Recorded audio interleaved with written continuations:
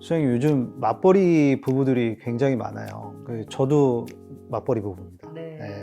근데 이제 맞벌이 부부들이 항상 고민하는 것은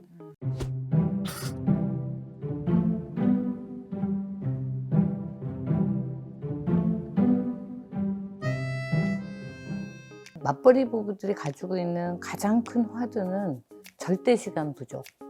그래서 아이들에게 발달적으로 좀 불이익이 있으면 어떨까, 어떻게 할까, 그거에 대한 고민들이 굉장히 많아요.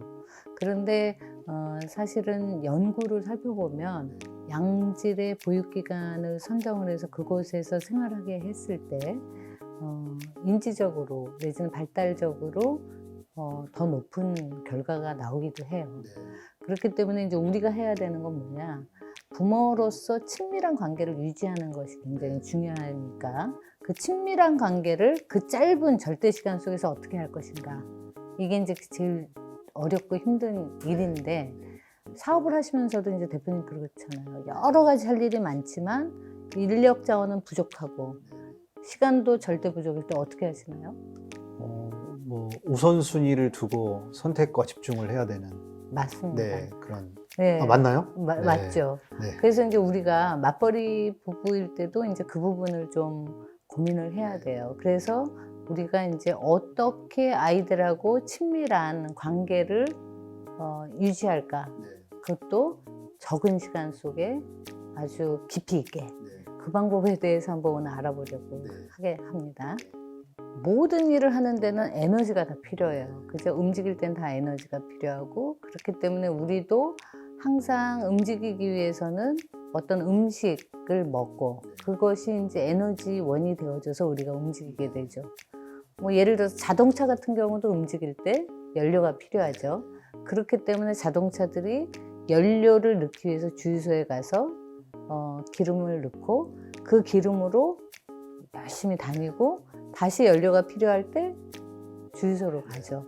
그것과 마찬가지로 우리의 정서 영양이라는 정서적인 에너지원을 충족시키는 것이 결국은 아이들에게는 부모예요. 부모로부터 어떤 정서적인 지지를 받고 그 정서적인 지지가 에너지원이 되어져서 이 아이들이 세상에 나가서 세상을 탐색하고 새로운 것을 배우고 학습하고 관계를 맺을 수 있는 에너지원이 결국 부모인데, 우리가 이제 부모님들이 해주셔야 되는 방법들이 있어요. 예를 들면 이런 거죠. 아이들이 굉장히 안전하도록 느끼도록 우리가 해주는 것이 굉장히 필요합니다. 그리고 아이들의 요구를 존중하고 경청하고, 그 다음에 아이의 생각, 감정, 소망, 이런 것들이 뭔지 의도를 잘 표현하도록 격려하는 게 필요하죠. 우린 때로 너무 급하니까 애들한테 이제 됐고 내 말 들으란 말이야, 내 말 들으면 돼 라고 자꾸 하는데, 아이들이 무슨 생각하는지를 좀 귀 기울이는 훈련을 하시는 게 그 아이와의 관계를 긍정적으로 만드는 데 굉장히 중요하죠. 그리고 또 때로는 아이들이 자기도 모르게 자기 감정이 막 부정적인, 예를 들어서 화도 나고 슬프고 막 이럴 때가 있어요. 그러면 우리는 흔히 어떻게 얘기하나, 남자는 우는 게 아니야, 울면 안 돼. 그렇죠. 3번 울어야 된다고. 뭐 그렇죠. 네. 일생에 있어서 3번만 울어야 세 된다. 번만 울어야 된다. 그런가 하면 뭔가 화가 났는데도 너는 화도 다스리지를 못하니? 뭐 예를 들어서 제가 아버지께 많이 듣잖아요. 너 왜 이렇게 화도 못 다스리고 왜 그러니? 뭐. 너는 왜 이렇게 촐랑촐랑거리니? 왜 이렇게 뭐 이런, 우니? 뭐 이런 거.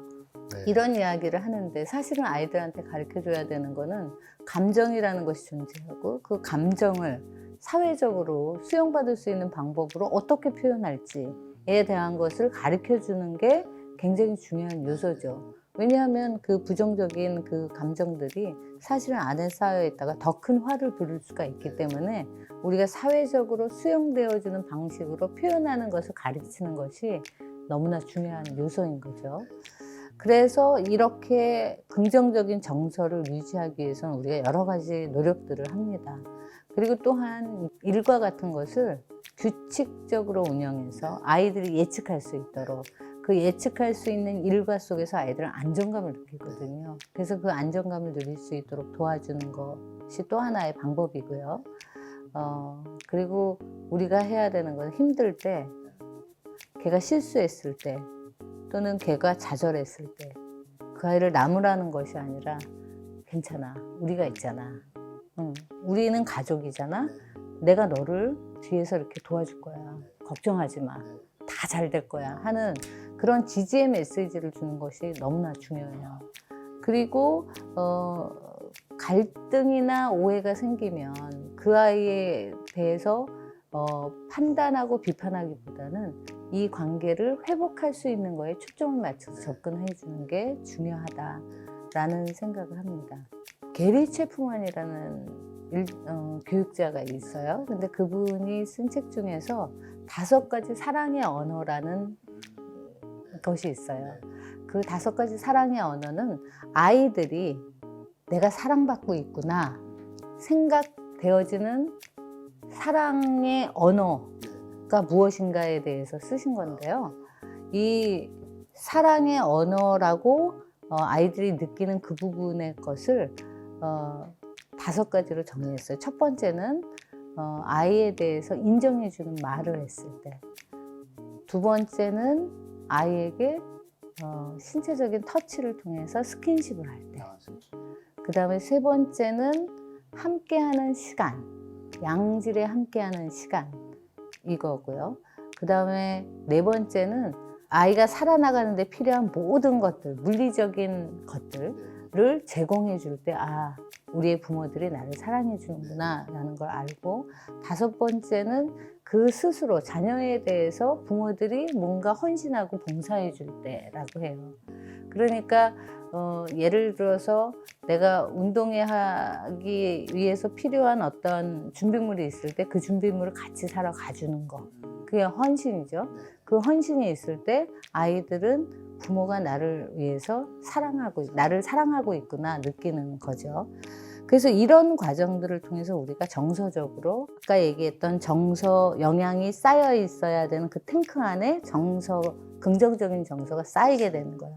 이 긍정적인 정서가 쌓였을 때 비로소 아이들이 바깥에 나가서 자기 스스로 주도적으로 무엇인가 탐색하고 확장하고 발전할 수 있는 에너지가 되는 거죠. 그런데 이제 그 부분이 잘 안 되어졌을 때 우리가 이제 일종의 비상일 때 내지는 좀 더 짧은 시간 동안에 집중적으로 이 일을 하려고 할 때 어떤 방식으로 하면 좋은가? 이거는 우리 모든 부모님들이 할 수 있는 부분이에요. 급속으로 충전할 수 있는 급속 충전 방법. 급속 충전 방법. 진짜 아주 중요한. 네, 그 부분은 뭐냐면 아이들에게 어설프게 같이 있는 게 아니라 완전히 집중한 상태에서 같이 있는 거예요. 그거를 영어로 얘기하면 full attention이라고 하는데요. 완전하게 집중하는 걸 얘기합니다. 그래서 아이가 아주 그 완전하게 집중하는 동안에 그 아까 얘기했던 정서적인 영양소가 비축되어야 되는 그 탱크가 완전하게 찰 수 있도록 하는 방식인데요. 그 예를 들어서 아이가 여럿이 있어요.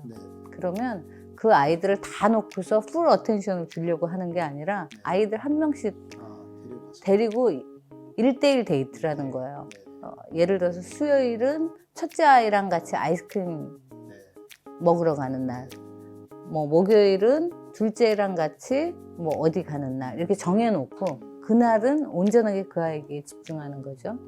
그리고 두 번째는 가사 일을 하셔야 되잖아요. 그래도 우리가 집에서 뭐 밥도 먹어야 되고 뭐 청소도 해야 되고 하잖아요.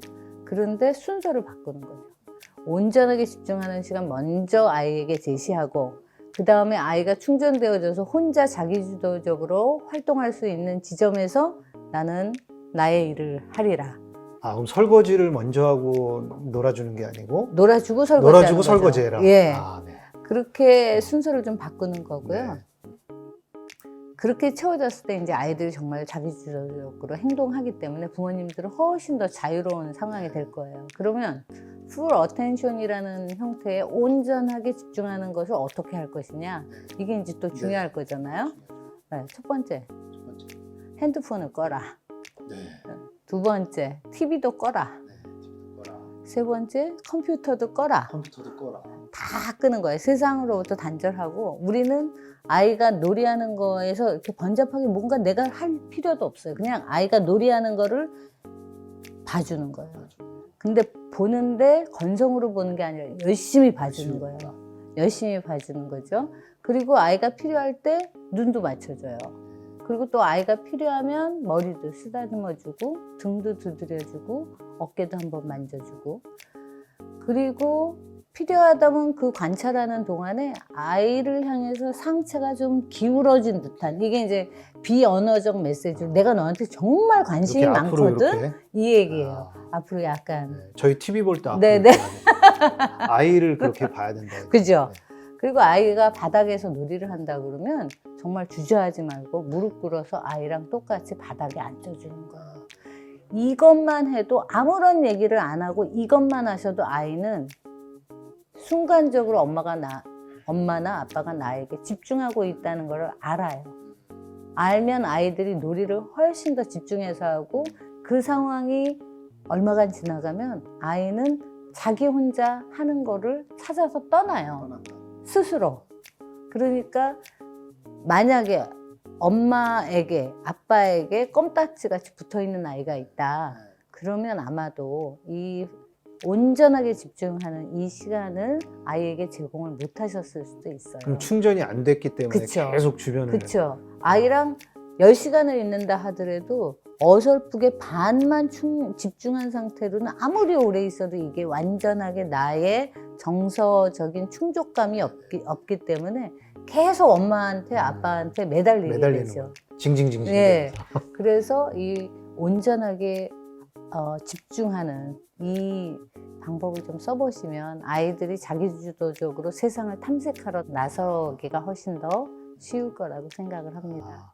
결국 그 아이가 에너지가 완충이 됐을 때 이제 혼자 놀러 떠나게 되고 그렇죠. 그때 설거지를 해라. 맞습니다. 네, 그러니까 설거지를 먼저 해서 지치지 말고 그렇죠. 아이가 충분히 에너지가 찼을 때 떠나면 그때 설거지를 해라. 결국 이제 제가 주유소 같은 역할을 해야 그렇죠. 되는. 네. 알겠습니다. 오늘 바로 그냥 집에 가서 실행을 해봐야 설거지부터 안 하겠습니다. 네. 오늘 말씀 너무 감사합니다. 네. 감사합니다. 네.